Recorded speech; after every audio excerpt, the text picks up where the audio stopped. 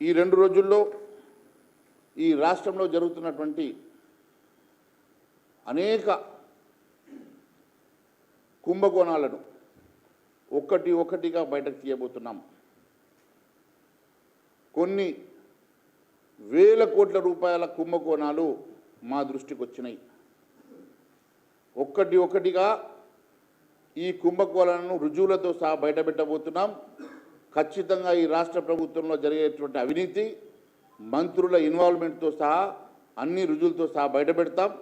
ఖచ్చితంగా ఒకరొకరిని మరి ప్రతి వారం మీకు ఒక కొత్త కుంభకోణాన్ని మీ ద్వారా ప్రజల దృష్టికి తీసుకెళ్తాం.